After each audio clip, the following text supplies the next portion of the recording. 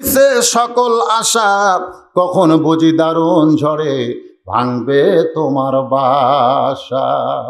মিশে মায়াই বন্দি থাইকা, সবাই বলেন মিশে মায়াই বন্দি থাইকা করলাম কত খেলা। পশ্চিমে তাকিয়া দেখো তোমার জীবনের ডুইবা গেছে বেলা। যে কোনো সময় আমাদের মৃত্যু হবে ভাইজান। এই জন্য 4টি কাজ। 1 নম্বর ঈমান, 2 নম্বর আমিলুস সালিহা, নেক আমলের কথা বলতেছি। বেলালের নেক আমলের মধ্যে বেলাল ডুবে গেছে, আর দুনিয়ার মুনিবের কাছে বেলাল যায় নাই, বরং আল্লাহ মুনিবকে বেলালের কাছে পাঠায়া দিছে। সুবহানাল্লাহ কর না কেন? এখন আপনি আল্লাহর দল করেন খাঁটিভাবে, আল্লাহর মুজাহিদ হয়ে যান, দুনিয়ার শয়তানের আপনার কাছে আসবে না। ধরে এখন আসবে কি আসবে না? কথা কর না কেন ভাই? আসবে না? আগে প্রস্তাব দিবি, মানে না মারলে জেলে দেওয়া লাগবে। একটু মনোযোগ দেন। বেলালের মুনিব দেখতেছে বেলাল ডাকি, তারপরও বেলাল কার মধ্যে ডুবে গেছে। হাতের চামড়ার চাবুক ছিল, সেই চাবুক দিয়ে বেলালের পিঠের উপরে মারছে বাড়ি। যেই বাড়ি মারছে বেলালের জবান ফসকে বের হয়ে গেছে, লা ইলাহা ইল্লাল্লাহু মুহাম্মাদুর রাসূলুল্লাহ সাল্লাল্লাহু আলাইহি ওয়া সাল্লাম। ভাই যারা একটু মনোযোগ দিয়ে শোনেন। আচ্ছা, বেলালের পিঠের উপরে কিসের বাড়ি মারছে? চাবুকের বাড়ি মারলে আমরা কি বলতাম? এই কথা কর না কেন? ও মারে বাবারে, ও বাবারে, মারিস। ঠিক কথা কর না কেন ভাই? তাহলে বেলালের জবান থেকে কি বের হয়েছে? আহা লাগতেছে, এই কথা বের হয়েছে, বরং জবান ফসকে বের হয়েছে লা ইলাহা ইল্লাল্লাহ।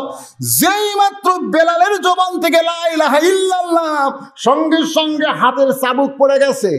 উমাইরের হাতের চাবুক পড়ে গিয়ে উমাইর থরথর করে কাঁপতেছে, থরথর করে কাঁপতেছে। সুবহানাল্লাহ কর না কেন? উমাইর বেলালের মুনিব, চাবুক তো পড়ে গেছে, থরথর করে কাঁপতেছে আর বলতেছে বেলাল, এই বেলাল, আমরা তাকে শত্রু মনে করি, যে আমাদের শত্রু, তুই তার দলে কখন ভর্তি হলি? সুবহানাল্লাহ কর। আমি হলাম একটা মেম্বার। বেলালের মুনিব বলতেছে আমি হলাম একটা মেম্বার, বোঝেন না? আর আমাদের চেয়ারম্যানের নাম হলো আবু জেহেল। বেলালের মুনিব বেলালকে বলতেছে আমি হলাম একটা কি মেম্বার, আর আমাদের চেয়ারম্যানের নাম কি? আবু জেহেল। কয়েকদিন আগে চেয়ারম্যান আমাদের মেম্বারকে ডেকে বলেছে আমরা যে হারে গোলামদেরকে নির্যাতন করতেছি, পশুক তো আমরা দয়া করি, কিন্তু এই গোলামদেরকে আমরা দয়া করি না। তখন মানুষ কেনা বেচা হতো, সেই সময়ের কথা বলতেছি, যে আমরা উট দুম্বা গাদাকে যে মহব্বত করি, একটা গোলামকে সে মহব্বত করি না। কে বলতেছে?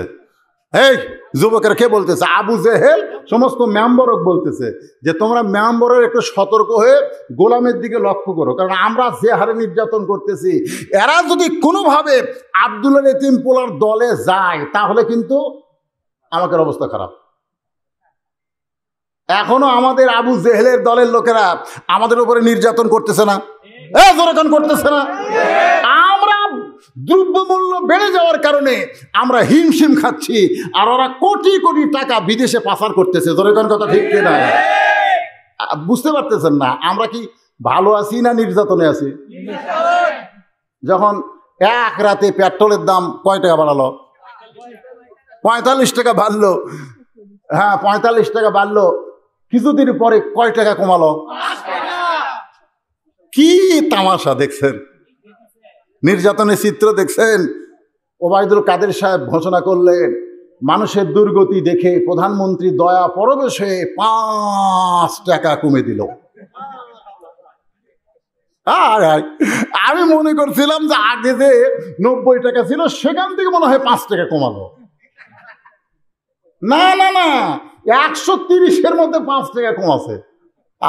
রে, এটা কি জাতির সাথে ভালোবাসা না নির্যাতন? ভালোবাসা না নির্যাতন? এই নির্যাতিত মানুষগুলো একবার যদি কোরআনের ছায়াতলে আসে, সুবহানাল্লাহ বলে, আসতে যেন না পারে। এই জন্যে মেম্বরকে বলতেছে, নেতা আবু জেহেল, যে তোমাদের গোলামদের প্রতি তোমরা নজর রেখো, এরা যেন কোনো অবস্থায় আব্দুল ইতিম পোলার দলে যাবার না পারে। বেলালের মনিব কান্দের, বলে বেলাল রে, কয়েকদিন আগে চেয়ারম্যান সাহেব আমাদেরকে সতর্ক করেছে, আর তুই আমার গোলাম হইয়া তুই গভীর রাত্রে আব্দুল্লাহ ইতিম পোলার দলে গেলে, বেলাল দল ত্যাগ কর, দল ত্যাগ কর, তুই আবার পূর্বের ধর্মে ফিরে আয়। যদি তুই আবার পূর্বের ধর্মে ফিরে আসিস, তুই যদি একটাবার বলতে পারিস আব্দুল ইতিম পোলাকে মানি না, তার আল্লাহকে মানি না, তাহলে আমি তোকে আজাদ করে দিব, আমি তোকে মুক্ত করে দিব। যদি তুই চাস এই গোয়াল ঘরের ভিতর থেকে 100টা উট তোরে আমি দিয়ে দিব, তুই গভীর রাত্রে, আগামীকাল গভীর রাত্রে আজাদ হয়ে মুক্ত হয়ে 100 উট নিয়ে এই এলাকা ছেড়ে চলে যা, কিন্তু আব্দুল্লাহ ইতিম পোলার দলে থাকা চলবে না। বেলাল মুসকি মুসকি হাসের, বলে মুনিব তুমি আমাকে আজাদ করে দিবে, উট দেওয়ার দরকার নাই, তুমি আজাদ করার সঙ্গে সঙ্গে আমি আব্দুল্লাহর ইতিম পোলা নবীর কাছে চলে যাব। বেলালের মুনিব কয়, আরে এক আমি বললাম তোকে উট দিব, তুই চলে যা, আর এই বেটা উট দিবে না, আব্দুল্লাহর ইতিম পোলার কাছে চলে যাবে। সোজা আঙ্গুলে যখন ঘি উঠবে না, আবু জেহেলের কাছে নিয়ে গেলেন। বাজানগো, নির্যাতনের কাহিনী আপনারা সকলে জানেন। সারাদিন ধরে তাকে মারতে মারতে ওই কালো মানুষরা রক্তের মতন লাল হয়ে গেছে। রক্তের মতন যখন লাল হয়ে যায়, আবু জেহেল বলতেছে, আমরা মারতে বলেছি তাই বলে এত মারলি কেন, এত মারলি কেন? যারা আঘাত করেছে তারা বলতেছে, আমরা বারবার বলেছি কলেমা ছাইড়া দে, লা ইলাহা ইল্লাল্লাহ ছাইড়া দে, তোকে পিটন ছাড়বো। আমরা যত আঘাত করি, বেলাল তত জোরে জোরে আল্লাহ আল্লাহ জিকির করে। বারান বেলালের বুকের উপরে পাথর চাপা দিয়ে রাখলো সারা রাত। সকালবেলা এরপরেও বেলাল যখন ইমান হারা হয় নাই, মুখের জিব্বা টেনে বের করে ওই জিব্বার মধ্যে পেরেক ঢুকাই দিল। এরপরে বেলাল ইমান হারা হয় নাই। বাজান বেলালকে যখন মুক্ত করে আবু বকর নবীর কাছে নিয়ে আসে, আল্লাহ রাসূল বললেন, বেলাল তোমার উপরে আল্লাহ যে কোরআনে আয়াত নাজিল করেছে, এই আয়াত অনুযায়ী তুমি আমল করে তুমি হলা 1 নম্বর ঈমানদার। তাহলে 4টি কাজের মধ্যে 1 নম্বর হলো ঈমান। নানা রকম বিপদ মুসিবত কষ্ট আসবে, আল্লাহ বলেছেন, ওয়ালা নাবলুওয়ান্নাকুম বিশাইয়্যিম মিনাল খাউফি ওয়াল জুই ওয়া নাকসিম মিনাল আমওয়ালি ওয়াল আনফুসি ওয়াস সামারাতি ওয়া বাশশিরিস সাবিরিন। এরকম নানা রকম ইমানদারের উপরে কষ্ট আছে না নাই? ধরে কোন আছে না নাই? বেঈমানদের কোনো কষ্ট নাই। আমার এলাকার কিছু লোক কয়, হুজুর আচ্ছা মাঝে মধ্যে পুলিশ এসে আপনার বাড়ি ঢোকে কেন, আপনার খোঁজ করে কেন? আমাদের তো খোঁজ করে না, আপনার খোঁজে আমাদের খোঁজে না। আমি মনে মনে কই, তোদেরকে কেন খোঁজে না? শোনেন, আজকে এই ঈমানটা আমাদেরকে গ্রহণ করার দরকার আছে না নাই? ধরে কোন আছে না নাই? এটা সঙ্গে যাবে কবর পর্যন্ত। মনে রাখবেন, এরপর আল্লাহ বললেন, ওয়া আমিলুস সালিহাত, নেক আমল করতে হবে। ঈমানের পরেই নেক আমল কি? আল্লাহ বললেন কোরআনের প্রথমেই, আল্লাযীনা ইউমিনুনা বিল গায়বি, এটা হলো 1 নম্বর, গায়বের প্রতি বিশ্বাস, ঈমান গ্রহণ করা। আর 2 নম্বর নেক আমল হলো, নেক আমল কি? ওয়ায়ুকিমুনাস সালাত ওয়া মিম্মা রাযাকনাহুম ইউনফিকুন। একটু আমিলুস সালিহাত। আপনারা কি বিরক্ত হচ্ছেন? গরম লাগতেছে খুব বেশি, আমাকে ফ্যান দিয়েছে, তারপর আমি ঘামতেছি। এখানে বাতাস ঢোকার কোনো চান্সই নেই, এমন একটা জায়গা, খুব গরম। আমি যখন উঠছি তখন থেকে এ পর্যন্ত 1.5 ঘন্টা কথা বলেছি, আর যদি 8 ঘন্টা কথা বলি সমস্যা হবে ভাইজান। একটু শোনেন, মনে কষ্ট হলো, একটু শোনেন। ওয়ামিলুস সালিহাত, নেক আমল। এই নেক আমল কারে কয় এটা বুঝানোর জন্য বলতেছি, একটু মনোযোগ দিয়ে শুনবেন। অল্প সময়ের মধ্যে আমি কথাটা আপনাদের ফিনিশিং করে দেব। নেক আমল, নেক আমল বুঝবেন তো? একজন আল্লাহর বান্দা হযরত আলী রাস্তা দিয়ে যাচ্ছেন। কি দিয়ে যাচ্ছেন? ঘোড়ার পিঠে চড়ে। কার পিঠে? ঘোড়ার পিঠে চড়ে রাস্তা দিয়ে যাচ্ছেন। যাওয়ার সময় দেখে রাস্তার ডান পাশে একটা মসজিদ। সুবহানাল্লাহ। তো এখন মসজিদ দেখলে আল্লাহ রাসূল বলেছেন, তোমাদের এলাকায় তোমরা যখন কোনো মসজিদ দেখবা তখন তোমরা বেজার হবা না খুশি হবা? এক মুরব্বী আমার সঙ্গে হজ করছেন, আপনাদের গ্রামের মুরব্বী, একসঙ্গে কিন্তু আমরা হজ করছি, প্রথম হজ। আমি জীবনের প্রথম হজ 11 সালে করছি, আমার এই ভাই ছিল আমার সাথে, একই সাথে। তো এখানে এসে দেখা হলো, তো বলতেছে হুজুর এই আমাদের এই গ্রামে আগে একটা মসজিদ ছিল, কয়টা? এখন কয়টা হচ্ছে? 9টা মসজিদ হচ্ছে। আগে যখন একটা ছিল তখন সে মসজিদ কি এরকম সাইজের ছিল? এরকম সাইজের ছিল? সাইজের ছিল না। তখন হয়তো দেখবেন টিন শেড করে কোনো মতে মাটি দিয়ে না ইটা দিয়ে একটা মসজিদ করছিল, একটা। এই তাও ওই গোটা কয়েক পাড়া মিলে এক মসজিদ। আর এখন হচ্ছে 9টা। জোরে কোন কয়টা? 9টা মসজিদ হয়েছে। তাহলে মসজিদ কি আপনার খুশি না বেজার? তো হযরত আলী রাস্তার ডান পাশে এই মসজিদ দেখে খুশি হয়ে গেলেন যে আল্লাহর ঘর, পৃথিবীর মধ্যে সবচাইতে দামি জায়গা হলো আল্লাহর ঘর। জোরে কোন সুবহানাল্লাহ। তিনি খুব খুশি হয়ে বললেন, আল্লাহ তোমার ঘরের মধ্যে যদি আমি দুখুলুল মসজিদ 2 রাকাত নামাজ পড়তে পারতাম ও আমিলুস সালেহা, তাহলে আমার জীবনের একটা নেক আমল হয়ে যেত। জোরে কোন সুবহানাল্লাহ। এই বলে তিনি ঘোড়ার পিঠ থেকে নামলেন। এই বাবাদের, এই একটু ধৈর্য নেও, আমি খালি ইমানের ওয়াজ শুনলে হবে না। তো এতক্ষণ আমি ইমানের ওয়াজ করলাম, এবার একটু আমলের ওয়াজ করতেছি। তো এখন হযরত আলী ঘোড়ার পিঠ থেকে নামলেন, নামা মসজিদের দিকে তাকায় চিন্তা করতেছেন, এটা তো এমন এক জায়গা যেখানে ঘোড়া বাঁধার মতন কোনো গাছও নাই, খুঁটিও নাই। তাহলে আমি ঘোড়া রাখে যদি মসজিদের মধ্যে যাই নামাজ পড়বার, আর আসে যদি দেখি ঘোড়া নাই, এই জন্য আল্লাহ বলেছেন ইন্নামা আমওয়ালুকুম ওয়া আওলাদুকুম ফিতনা, নিশ্চয়ই তোমাদের সম্পদ আর সন্তান হলো তোমাদের বিপদের কারণ। জোরে কারণ কিসের কারণ? যদি হযরত আলীর কাছে ঘোড়া না থাকতো তাহলে কোনো টেনশন ছিল? যখন কোনো টেনশন ছিল? আমাদের কাছে তো খালি 1000 টাকার জুতা থাকলে কি কথা কয় না। আপনি যদি বগুড়া শহরে জোহর নামাজ পড়বার চান কোনো মসজিদে, আপনার পায়ে যদি 1000 টাকার জুতা থাকে, টেনশন আছে না নাই? দরকার আছে না নাই? আপনি চিন্তা করেন জুতাটা রাখি কোথায়। আর যদি পন্সের স্যান্ডেল পাওয়ার দিয়ে যান, আপনার টেনশন আছে? আপনি মসজিদ দরজা খুলে দিয়ে আপনি সামনে কাতারে নামাজ পড়তেছেন, চোর এসে আপনার স্যান্ডেল লাত্তি দিয়ে সরে থবি, কিন্তু হাত দিয়ে শুবি না। চোর আসে কি আপনি স্যান্ডেল হাত দিয়ে ছবি? লাত্তি দিয়ে এটা একটা স্যান্ডেল হলো কেন? ওই সব দরজাত ঘরে খালি পন্সের স্যান্ডেল, একটাও চামড়ার স্যান্ডেল নেই। তাহলে 1000 টাকার স্যান্ডেল মানে মাল। এই মালের চিন্তায় আপনি সামনে কাতারে গিয়ে কি করবেন, কোন জায়গায় রাখবেন? আপনি তাকায় দেখতেছেন আপনার সামনেই একটা কাঠের বাক্স আছে, আপনি সেই বাক্সে জুতা রাইখা আপনি নামাজ পড়তেছেন। তাহলে সম্পদ থাকলে টেনশন আছে না নাই? যখন আসে না নাই? এই জন্য আল্লাহ বললেন ইন্নামা আমওয়ালুকুম ওয়া আওলাদুকুম ফিতনা, নিশ্চয়ই তোমাদের সম্পদ আর সন্তান হলো তোমাদের বিপদের কারণ। হযরত আলী চিন্তায় পড়ে গেলেন, আমি আল্লাহর ঘরে ঢুকে 2 রাকাত নামাজ পড়বো, কিন্তু এই ঘোড়াটাই হলো আমার বিপদ, কি করি? এমন সময় দেখে একজন আল্লাহর বান্দা আসতেছে, একজন আল্লাহর বান্দা আসতেছে দেখে হযরত আলী খুশি হয়ে গেলেন। ওই আল্লাহর বান্দা যখন আমার কাছে আসবে, আমি তাকে 2টা দিরহাম দিয়া আমি তাকে এই ঘোড়া ধরার সুযোগ করে দিব। এই মনে করে হযরত আলী দাঁড়িয়ে আছে। এমন সময় আল্লাহর বান্দা যেই নিকটে এসে, রাসূল বলেছেন কোনো অচেনা মানুষকে যদি তোমরা আপন করতে চাও, তাহলে কোনো কথা বলার আগেই তুমি তাকে সালাম দাও। এটা কিন্তু একটা নেক আমল। জোরে কান কি আমল? জোরে কান কি আমল? আমরা সালাম লিবার চাই না দিবার চাই? এই জন্য কিন্তু যারা ভোটে না হয় তারা দেখবেন আপনি যতই মরদ হন, আপনি ওরকে আগে সালাম দিতে পারবেন না। যারা চেয়ারম্যানের ডান আছে, মেম্বারের ডান আছে, তারকেও আপনি আগে সালাম না দেন না, ওরা আগে দেয়। দেখবেন আপনি কাছে আসসালামু আলাইকুম, আয় হায়, মনে হয় যে সালামের কে মুকুট, এরা যে শান্তির দোয়া করতেছে, এরা নেতা হলে না জানে কি করবে। এই নিয়তে সালামের দিকে ভোট দিচ্ছেন, পরে চেয়ারম্যান হয়ে সালাম তো দেয়ই না। আপনি দেন, তার উত্তর দেয় না। আপনি হয়তো দেন আসসালামু আলাইকুম, ওখানে কালাম করতেছে। দেখছেন, হযরত আলী চিন্তায় পড়ে গেলেন যে আল্লাহ রাসূল বলেছে কোনো পর মানুষকে যদি আপন করতে চাও, কথা বলার আগে কি দাও? সালাম দাও।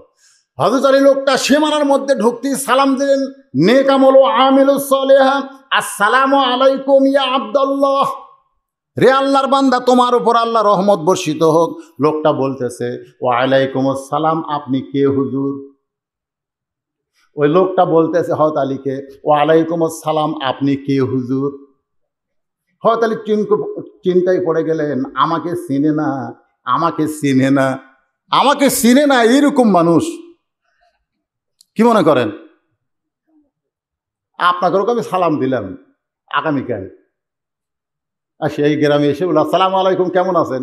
তখন যদি ওয়ালাইকুম আসসালাম কয়ে যদি কয় আপনি কে হুজুর, কারণ আমার একটু চিন্তা হবে কি হবে না, কিন্তু আমি গতকালই ওয়াজ করনো রে, আর আজকেই কয় আপনি কে হুজুর। তার মানে বোঝা গেল এরা ঘরের মধ্যে ছিল, আমার সামনে ছিল না। জোরে কোন কথা ঠিক কিনা? এরা জানি বজরুশীদ, কিন্তু আমাকে চিনে না। জোরে কোন কি করে না? আমাকে চিনে না। চিনলে কোনোদিন বলতো আপনি কে হুজুর? হয়তো আলীকে বলতেছে ওয়ালাইকুম আসসালাম, আপনি কে হুজুর? হয়তো আলী চিন্তায় পড়ে গেলেন, এই লোকটা তো আমাকে চিনে না, তাই বলতেছে ভাইজান আমি যেই হই না কেন, আমার ঘোড়াটা একটু ধরবেন, আমার ঘোড়াটা একটু ধরবেন। আমি এই আল্লাহর ঘরের মধ্যে ঢুকে 2 রাকাত নামাজ আদায় করব। জোরে কোন কয় রাকাত? 2 রাকাত নামাজ আদায় করব। আপনি একটু আমাকে আমার ঘোড়াটা ধরবেন। ভাইজান আমি 2 রাকাত নামাজ পড়ে আসব, মেহেরবানি করে কি আপনি আমার ঘোড়াটা ধরবেন? লোকটা বলতেছে হুজুর আপনি 2 রাকাত কেন, আপনি 200 রাকাত পড়েন, কোনো টেনশন নাই। লোকটা বলতেছে আপনি 2 রাকাত কেন, 200 রাকাত পড়েন, কোনো টেনশন। হযরত আলী চমকে উঠলেন, যে লোকটা আমারে চিনে না বলে আপনি কে হুজুর, সেই লোকটাই বলতেছে আপনি 2 রাকাত কেন, 200 রাকাত পড়েন, কোনো টেনশন নাই। তিনি জ্ঞানী মানুষ হওয়ার কারণে বুঝতে পারলেন অতি ভক্তি। জোরে কান, অতি ভক্তি। আপনাকে যদি কেউ বেশি ভক্তি করে তাহলে বুঝবেন এর মধ্যে কিছু আছে না নাই। কথা কোন আছে না নাই? আমরা ওয়াজ করে নামে যখন ঘরত যাই তখন দেখবেন 2-1 খুব ভক্তি, হুজুর এই 10 বছরের মধ্যে আজকে কেমন ওয়াজ শুনলাম হুজুর, এইরকম ডাটের ওয়াজ কেউ করেনি। এইরকম যখন বলবে তখন আপনি বুঝবেন আপনি ঠকাবি। ধরে এখন কি করবে, এই বলতে বলতে বলতে হুজুর শোনেন আপনি তো আমাদের বগুড়ার লোক, কারণ আমরা জানি টাকা চায় আপনি নেন না, যা দেয় তাই নেন। এমনকি হুজুর আমরা এটাও জানি আপনার হাতে যখন টাকা দিয়ে আপনি গুনেও দেখেন না, মানে এত ভক্তি। এই কয়া উপরে 100 টাকা আর ভিতরে খালি 10 টাকার নোট, বুঝছেন, দিয়ে এরকম মোটা করে হুজুরের হাতত দিয়ে হুজুর দেখতে যে 100 টাকার নোট এরকম মোটা বান্ডিল, টাকা তো আসি এই মনে করে বিসমিল্লাহ পকেটত থসে, তেল কিনবার যায় দেখে ভাই রে ভাই অতি ভক্তি করে এমন চুরি করা করছে, উপরে 100 ভিতরে খালি 10। হযরত আলী জ্ঞানী হওয়ার কারণে বুঝতে পারলেন অতি ভক্তি কিসের লক্ষণ। চোরের হাতে ঘোড়া দিয়ে, হযরত আলী চোরের হাতে ঘোড়া দিয়া আল্লাহর ঘর মসজিদের মধ্যে ঢুকতেছেন। আমরা বর্তমানে দেশ দিছি কার হাতে? জোরে কান, কার হাতে?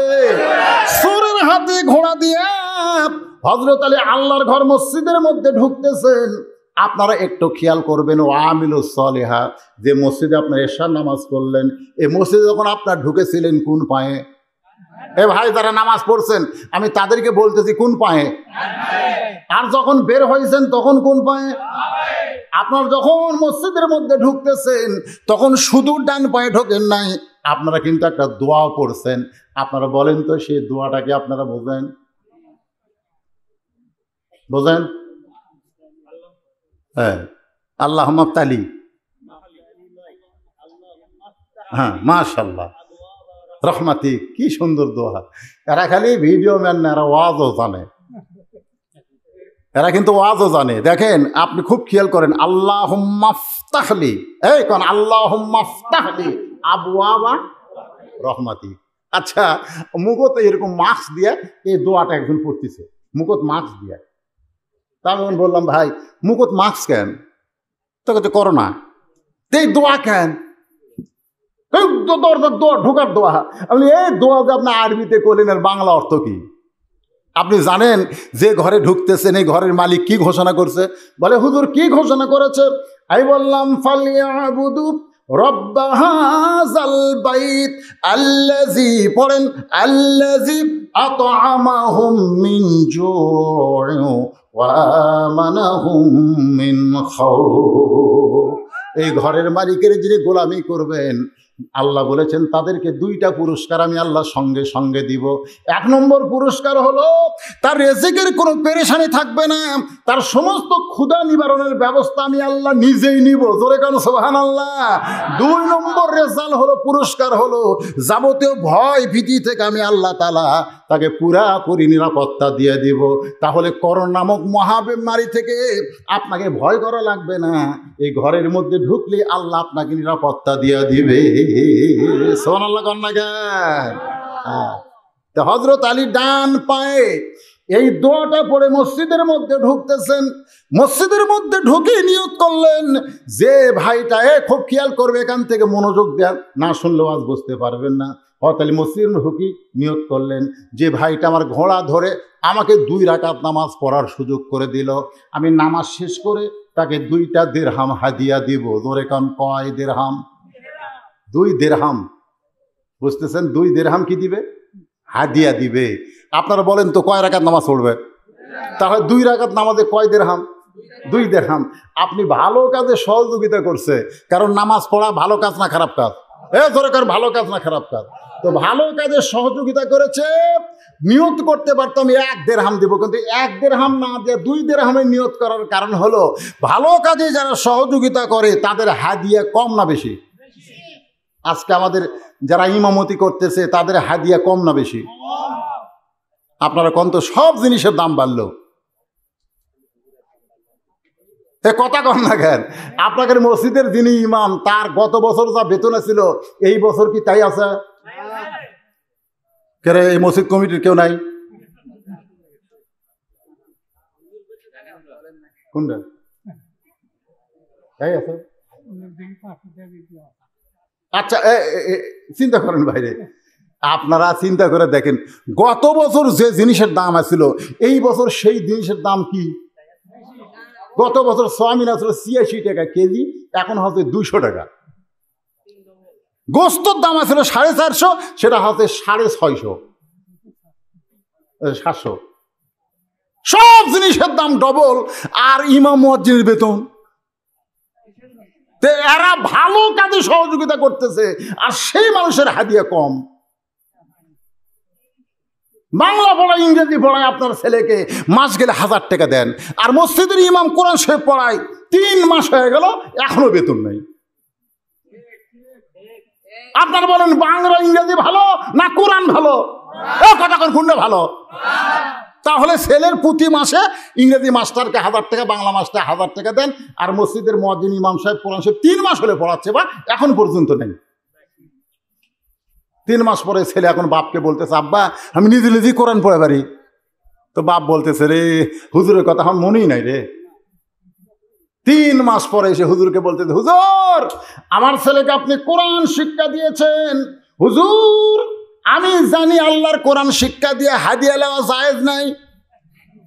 3 মাস পরে ফতোয়া মারতে যে হুজুরের উপরে কোরআন শিক্ষা দিয়ে হাদিয়া নেওয়া জায়েজ নাই, কিন্তু ছেলের মা কইছে হুজুরকে যেন ঠকায়ও না, এই 500 টাকা আপনাকে দিলাম, হুজুর আপনি দোয়া করবেন আমার বাপ মা কবরে আছে, আল্লাহ যেন আমার বাপ মার কবরকে জান্নাত দিয়ে দেয়। হুজুর চিন্তা করে 3 মাস হলে তোর বেটা কোরআন শরীফ পড়াচ্ছি, 3 মাসে বেতন দিলে 500, আবার বাপ মার জন্য দোয়াও করা লাগবে। এই যে পরিমনির বেটা হলো আকিকাতে হুজুরদেরকে নিয়ে গেল দোয়া করার জন্য। হুজুর কি দোয়া করছে জানেন?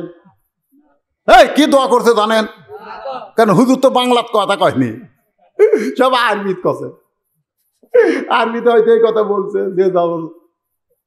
যে জাতের জাত দোয়া আছে না নাই। আমাকে তো এক মেয়ে মানুষ উপজেলা চেয়ারম্যানের দাঁড়াতে কয় হুজুর আমার জন্য দোয়া করেন হুজুর, আমি যেন চেয়ারম্যান হওয়ার পারি। আমি চিন্তা করলাম মেয়ে মানুষ আবার চেয়ারম্যান হবি, তার জন্য দোয়া। আমি দোয়া করলাম আরবি দিয়া। ধরে কোন কি দিয়া? মা তারাক্তু বাদি আলা উম্মতি ফিতনাতুন আদার আলা রাসূলু মিনান নিসা রাওয়াহুল বুখারী কিতাবুল ফিতান আল্লাহুম্মা আমিন। ওই মেয়েটা আমার সঙ্গে হাত মিলালো আল্লাহুম্মা আমিন। এখন যাচ্ছে আর চিন্তা করতেছে হুজুর তো বাংলায় দোয়া করলো না, বারে আরবিতে দোয়া করলো, এই দোয়ার বাংলা কি? কিছুক্ষণ পরে আমাকে বলতেছে হুজুর আপনি যে দোয়া করলেন এই দোয়ার বাংলা কি? আমাকে টাকা দিয়েছিল 500 টাকা, আমি পকেটটা বের করে দিলাম। হুজুর টাকা কেন? দরকার নাই বাবা, তোর দোয়ারও দরকার নাই, আর বাংলা শোনানো দরকার নেই। না হুজুর টাকা নেব না, খালি শুনবো যে আপনি যে দোয়া করলেন আর বাংলা কি। আমি কোনো আগে টাকা হাততলে তারপরে বাংলা কব। টাকা ফেরত দিয়ে বললাম, আল্লাহ রাসূল বলেছেন আমার পরে আমার উম্মতের জন্য সবচাইতে বড় বিপদ হলো পুরুষ মানুষের জন্য মেয়ে চেয়ারম্যান হওয়া। এটা হলো সবচাইতে বড় বিপদ। কয় হুজুরের তো দোয়া হলো না। দোয়া তো হবেই না রে, পরিমণির বেকার জন্য দোয়া হবে। হুজুররা বেকায়দা এলাকার মধ্যে মসজিদে হয়তো ইমামতি করে, না গেলে হয়তো মসজিদ কমিটি খেপে যাবি, পরিমণির ভক্ত বেশি, জোরে কোন কথা ঠিক কিনা? এই জন্য বেকায়দা গেছে আরবিতে দোয়া মারছে। আল্লাহর বান্দার একটু মনোযোগ দিয়ে শুনবেন। যেই কথা বলতেছিলাম আমিলুস সলিহাত, নেক আমল, এই নেক আমলের উপর বলতেছি, বিরক্ত হচ্ছেন? হযরত আলী মসজিদের মধ্যে ঢুকে নিয়ত করলেন, যেই ব্যক্তি আমার ঘোড়া ধরে আমাকে 2 রাকাত নামাজ পড়ার সুযোগ করে দিল, নামাজ শেষ করে তাকে 2টা দিরহাম হাদিয়া দিব। এই নিয়ত করার পরে হযরত আলী 2 রাকাত নামাজের নিয়ত করলেন। সুবহানাল্লাহ। এখন যিনি ঘোড়া ধরে আছে আপনার বলেন তো উনি কি? মনে নাই, মনে না থাকলো উনি কি ঘোড়া ধরার জন্য ধরছে না চুরি করার নিয়তে ধরছে? এখন চোরও কিন্তু বুদ্ধি আছে। চোর চিন্তা করতেছে যে আমার হাতে ঘোড়া দিয়া লোকটা আল্লাহর ঘরের মধ্যে ঢুকলো, ঢুকে কোন দিক হয়ে আছে? ঘোড়ার দিকে না আল্লাহর দিকে? দিক কিন্তু দুটা, একটা হলো ঘোড়ার দিক, একটা কার দিক? তো ঘোড়া ধরে আছে পূর্ব সাইডে, আর হযরত আলী তাকায় আছে কোন দিকে? কাবা। কাবা কোন দিকে? আমাদের বাংলাদেশের কোন দিকে? পশ্চিম, কাবার দিকে। এখন চিন্তা করেন, খুব খেয়াল করবেন যে এখন জোহরের জামাত ফেল করছে বড় মসজিদে, এক মুসল্লি একলা নামাজ পড়তেছে, একলা। তো এখন জুতা চোর চিন্তা করে, কে রে জুতা যখন বাইরে নাই তাহলে গেল কোথায়? চোরও কিন্তু জানে জোহরের সুন্নত আগে কয় রাকাত? 4 রাকাত।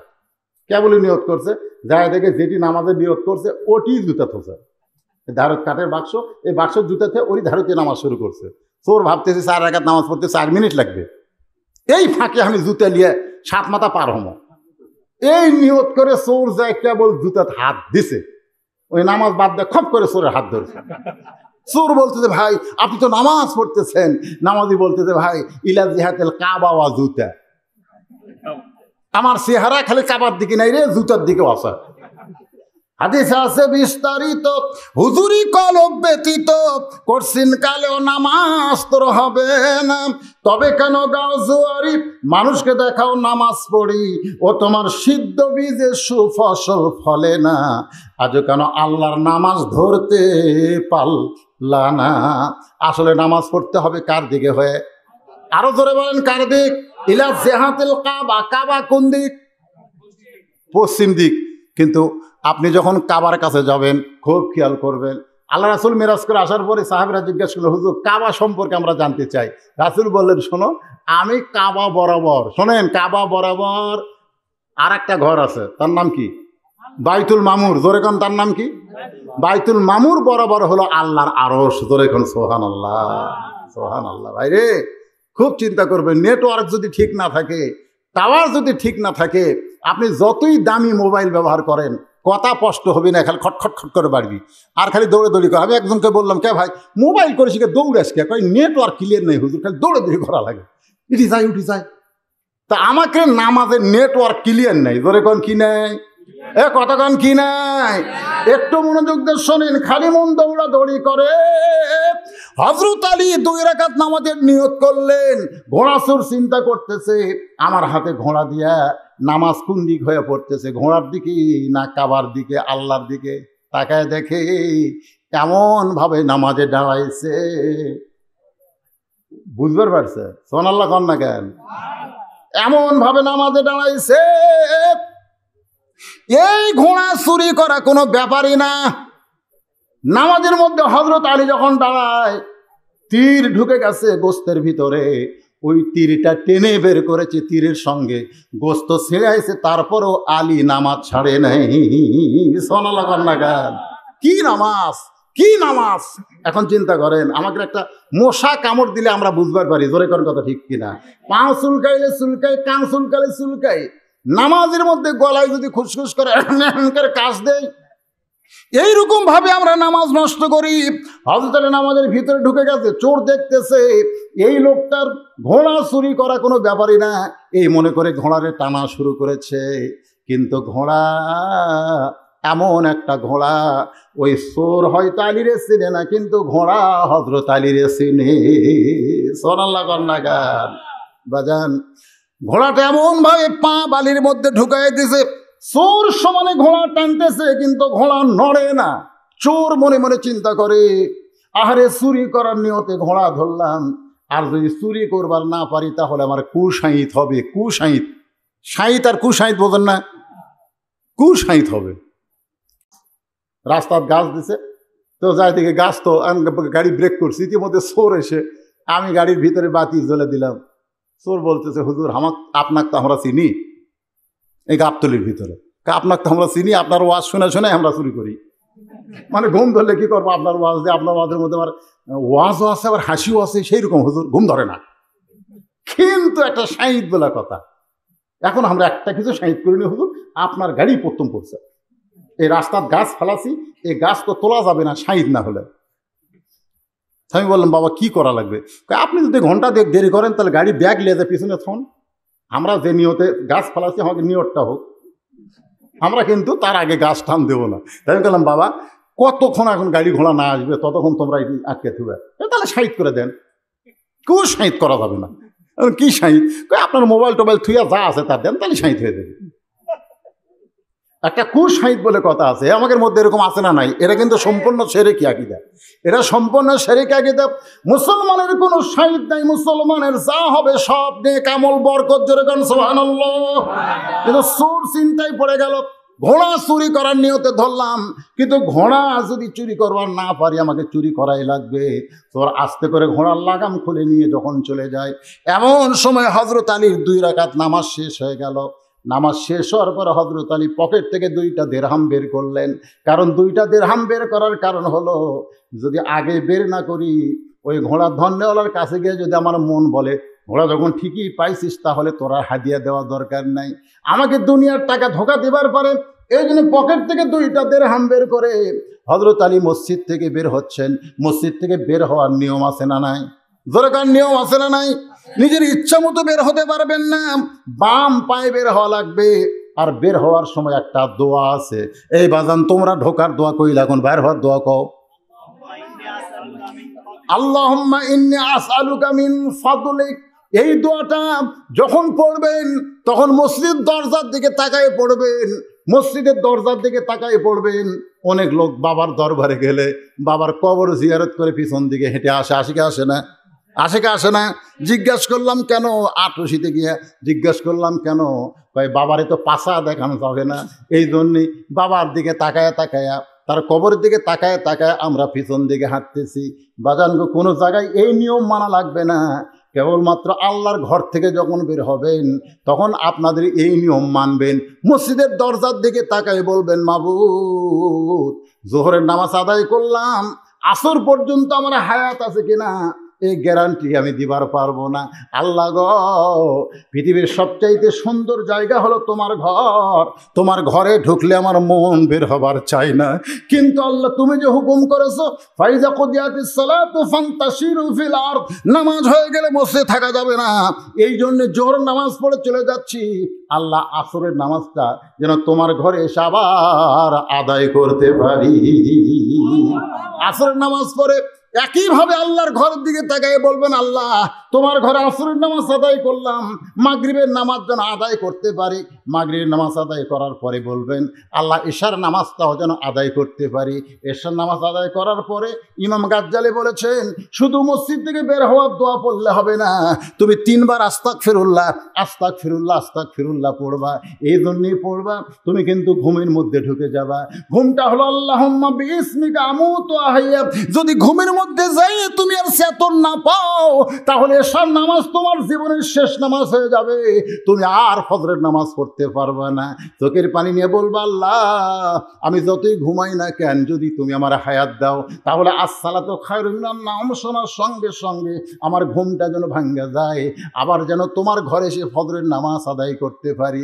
এইরকম মসজিদের সঙ্গে যাদের অন্তর লটকান থাকবে, সারা মানুষকে আরো ছায় জায়গা দেওয়া হবে। তার মধ্যে একটা নেক আমল করার দল হলো আল্লাহর ঘরের সঙ্গে যাদের অন্তর লটকানো থাকে। সুবহানাল্লাহ, জোরে কন। আপনাকে মসজিদ তো মাশাআল্লাহ খুব সুন্দর, এই মুসল্লির খবর কি?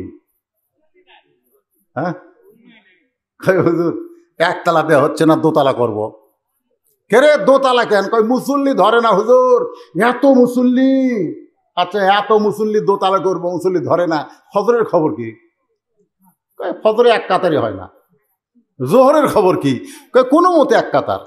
আসরের খবর কি? ফজরের মতোই হুজুর, আসরে বেশি লোক হয় না। আচ্ছা মাগরিবের খবর কি হুজুর?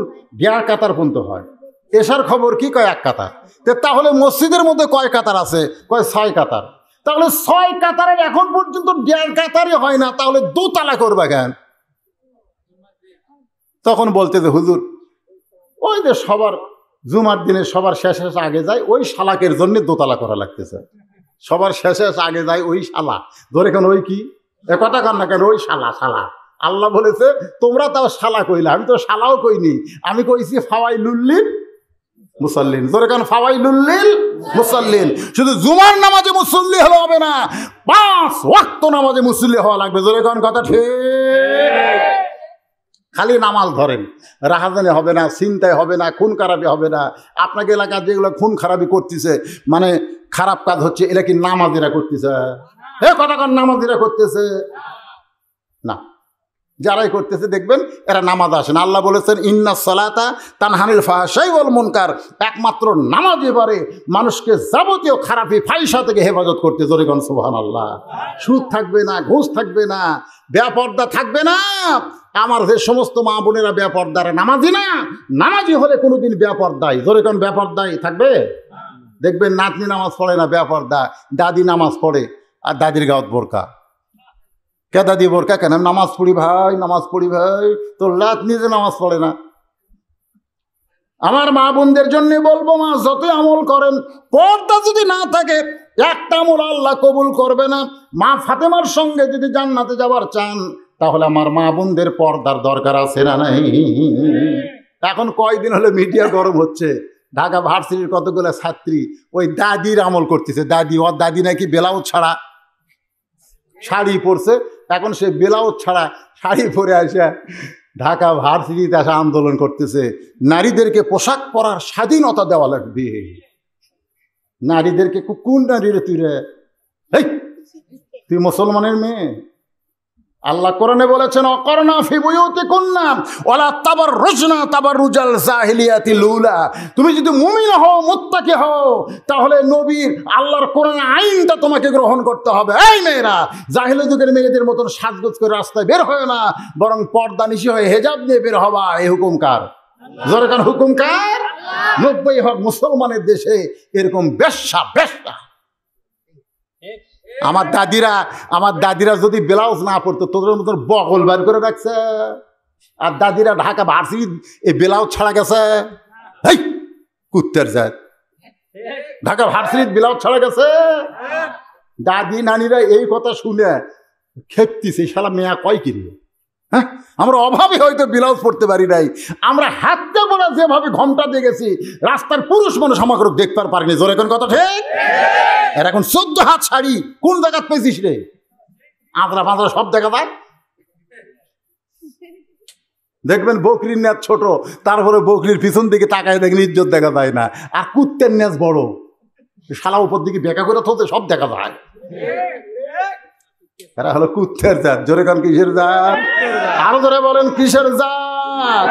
যারা আজকে বেহায়াপনার স্বাধীনতা চায়, এরা হলো কুত্তের জাত। জোরে বলেন কিসের জাত? আমার মায়েদের জন্য বলতেছি, মা ফাতেমার সঙ্গে যদি জান্নাতে যাবার চান, তাহলে আল্লাহ তাআলা হুকুমকে, পর্দাকে গ্রহণ করেন। ওয়া আমিলুস সালিহা, নেক আমলের মধ্যে নারীদের পর্দা। আল্লাহর ঘরের দিকে তাকায় হয়তো আলী দোয়া পড়তেছে, আল্লাহুম্মা ইন্নী আসআলুকা মিন ফাদলিক, দোয়া পড়ে ঘোড়ার দিকে আসতেছে, 2টা দিরহাম হাতের মধ্যে নিয়ে। আয়েশা দেখে ঘোড়া আছে, ঘোড়া ধরার মানুষ নাই, তাকায় দেখে ঘোড়ার মুখে লাগাম নাই। জোরে কোন কি নাই? আপনারা বলেন তো, লাগাম ছাড়া ঘোড়ার মুখে, লাগাম ছাড়া যদি ঘোড়ার পিঠে চড়ে, ঘোড়ার মুখে লাগাম নাই, এ লাগাম ছাড়া যদি ঘোড়ার পিঠে চড়ে তাহলে ঘোড়া কি ঠিক মতো যাবে? ব্রেক ছাড়া মোটর সাইকেল যত দামি হোক না কেন, আপনার ভাতকান্দি থেকে যদি বগুড়া 7 মাথা যাবার চান, আপনি 7 মাথা যাবেন না হাসপাতালে যাবেন? এখন কোথায় যাবেন? কারণ ব্রেক ছাড়া মোটর সাইকেল যেমন, লাগাম ছাড়া ঘোড়া হলো তেমন। আজকে আমাদের যুবকদের লাগাম নাই, লাগামহীন অবস্থায় তারা ঘোরাফেরা করে। আজকে আমাদের যুবতী মেয়েদের লাগাম নাই, লাগামহীন অবস্থায় তারা ঘোরাফেরা করে। জোরে কোন কথা ঠিক কি না? লাগামটা হলো ব্রেক। ব্রেক যেখানে মন চায় সেখানে যাওয়া চলবে না, ব্রেক করতে হবে। যাই বলে আইরে সেই দিকে যাই রে, আমার কোনো ব্রেক নাই ভাই রে। যাই বলে আইরে সেই দিকে যাই রে, বোঝাশোনা নাই রে, আমার কি নাই ভাই রে, আমার ব্রেক নাই ভাই রে। আমাকে যাই যেদিকে ডাকে আমি সেই দিকে যাই, তুমি সেদিকে গেলে হবে? এখন হযরত আলী চিন্তায় পড়ে গেলেন যে ঘোড়া ধরা মানুষ নাই, ঘোড়ার মুখে লাগাম নাই, এই ঘোড়ার পিঠে চড়ে আমি কেমনে যাব? এই চিন্তায় ঘোড়ার কাছে দাঁড়িয়ে আছে। এমন সময় একজন আল্লাহর বান্দা রাস্তা দিয়ে আসতেছে। হযরত আলী মনে মনে চিন্তা করে, লোকটা যখন আমার কাছে আসবে আমি তাকে আপন করে এই 2টা দিরহাম দিব, বাজার থেকে যেন সে একটা লাগাম কিনে আনে। এই মনে করে হযরত আলী ঘোড়ার পাশে দাঁড়িয়ে আছে। এমন সময় লোকটা আসতেছে। লোকটা কি করতেছে? হযরত আলী কিন্তু আগেকার নিয়মেই সালাম দেবে। ও আমিলুস সলিহা, নেক আমল আগে কি দেওয়া? জোরে কোন কি দেওয়া? সওয়াব কম না বেশি? বেশি, বারে 90টা। দেখছেন একই শব্দ, আসসালামু আলাইকুম, ও বলবে আলাইকুম আসসালাম, একই শব্দ, কিন্তু যে দিবে সে পাবে 90 আর যে উত্তর দিবে সে পাবে 10। অথচ সালাম দেওয়া সুন্নত, উত্তর দেওয়া ওয়াজিব। এখানে ওয়াজিবের সওয়াব কম, সুন্নতের সওয়াব বেশি। লোকটা যখন নিকটে আসবে তখনই সালাম দিবে।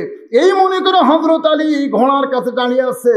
এমন সময় লোকটা এসে সালাম দেয়, আসসালামু আলাইকুম হুজুর, আপনি কেমন আছেন? সুবহানাল্লাহ কোন। হযরত আলী সালাম না দিতেই লোকটা বলে, আসসালামু আলাইকুম হুজুর, আপনি কেমন আছেন? হযরত আলী বলে, ওয়ালাইকুম আসসালাম, আপনি কি আমারে চিনেন? লোকটা চোখের পানি বের করে বলতেছে, আপনাকে চিনে না এমন মুসলমান দুনিয়াতে না। দরকার সুবহানাল্লাহ। এই ঘোড়া চোর কি করছে? আপনি কে হুজুর? আর ইনি কি বলতেছে? ইনি বলতেছে আপনাকে চিনে না এমন মুসলমান দুনিয়াতে নাই। আপনারা বলেন যে হযরত আলী রে চিনে না এমন মুসলমান আছে? এদের এখন আছে? হ্যাঁ, নেই। হযরত আলী বলতেছে, আমারে আপনি কেমনে চিনেন?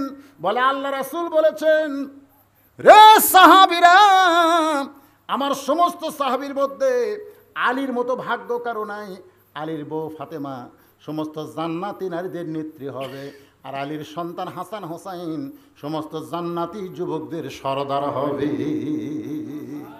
স্বামী হিসাবে আমার আলী হলো পৃথিবীর সবচাইতে বড় ভাগ্যবান, আবার বাবা হিসাবে আমার আলী হলো সবচাইতে ভাগ্যবান।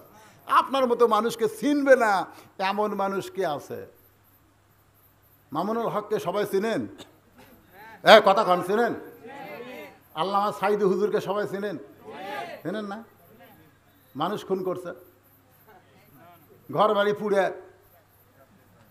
নারী নির্যাতন করে জেলখানাত গেছে।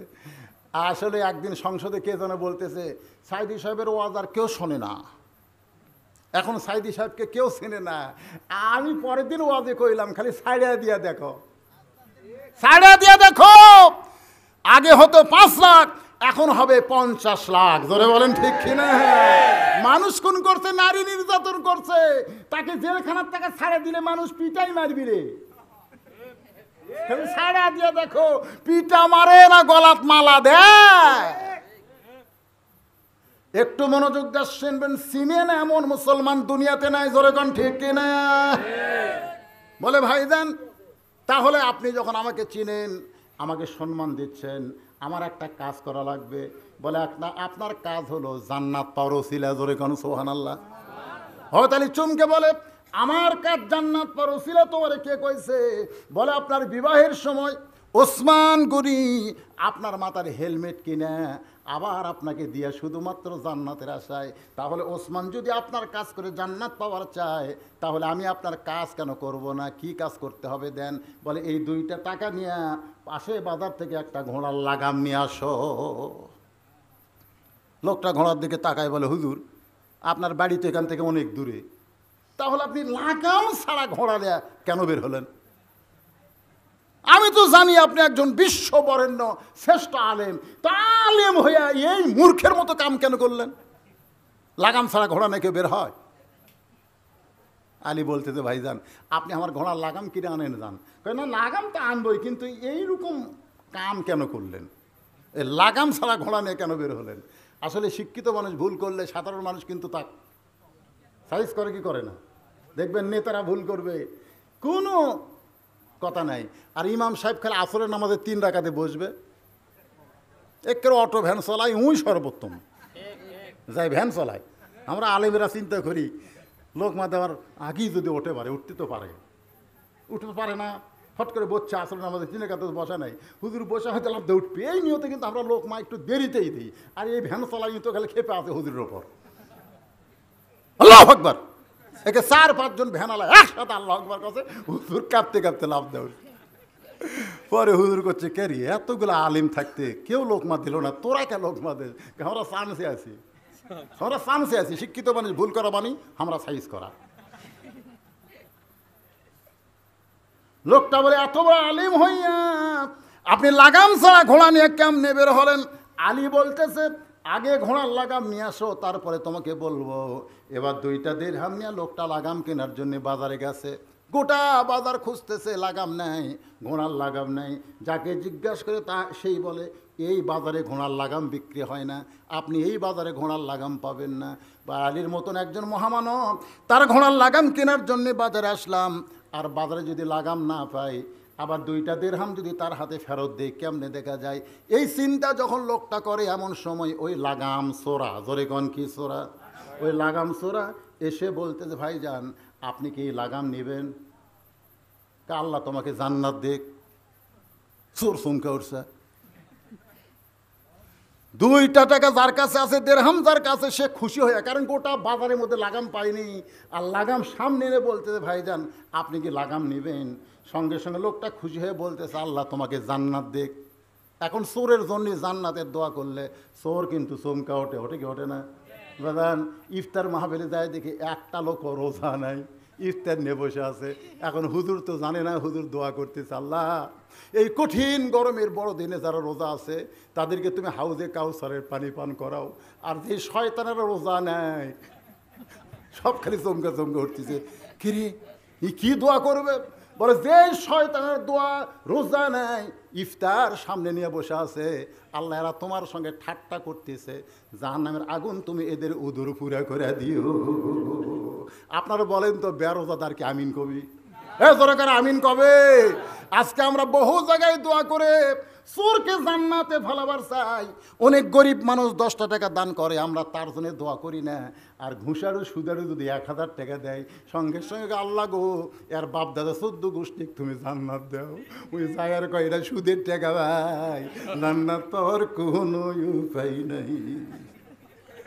আর ভ্যানালা 10 টাকা দিছে, ওর জন্য হুজুর দোয়া করেনি। আল্লাহ কাছে দোয়া করা লাগবে না রে, তো 10 দেওয়া মাত্রই তোর জন্য 8টা জান্নাত খালি রেডি হয়ে আছে। ধরে কন না সুবহানাল্লাহ, সুবহানাল্লাহ কোন? যেই বলতেছে আল্লাহ তোমাকে জান্নাত দেখ, লাগাম ছোড়া বলতেছে জান্নাতের দরকার নাই, তুমি কি লাগাম নিবা ভাই? বলে দাম কত? বলে মাত্র 2 দিরহাম দিলেই চলবে। কয় দিরহাম? 2টা দিরহাম দিলেই চলবে। এখন হযরত আলী তাকে দিছে কয় দিরহাম? 2 দিরহামের বিনিময়ে লাগামটা কিনে যখন আলীর কাছে, হতের লাগাম হাতের মধ্যে নিয়ে মুচকি মুচকি হাসতেছে। লোকটা বলে, হুজুর এ লাগামকে আপনার পছন্দ হয় নাই? লোকটা বলতেছে, হুজুর এ লাগামকে আপনার পছন্দ হয় নাই? হযরত আলী চোখের পানি বের করে কিছুক্ষণ আগে লাগাম নিয়ে হাসলেন, এবার চোখের পানি বের করে বলতেছেন ওয়া আমিলুস সালিহা, নেক আমল কারে কয়? যেইটা বান্দার জন্য হালাল ছিল ওইটা কর্মদোষে হারাম করে নিল। সুবহানাল্লাহ কবেন না? যেইটা বান্দার জন্য কি ছিল? ওই 2টা দিরহাম কিন্তু হযরত আলী দিবার চাইছিল না, যারা কারণ এমনি দিবার চাইছিল না, ঘোড়া ধরে আছে, এর বিনিময়ে কয় দিরহাম দিবে? কিন্তু ওই 2টা দিরহামই নিল। আপনার বলেন তো হালাল থাকলো না হারাম হয়ে গেল? আজকে আমরা যারা এখানে কোরআনের মাহফিল করতেছি, এই যে যুবকেরা, যে যুবকেরা আজকের এই মাহফিল করলো, এই যুবকের ইচ্ছা করলে গান বাজনা করতে পারতো না? এদের কারণ পারতো কি পারতো না?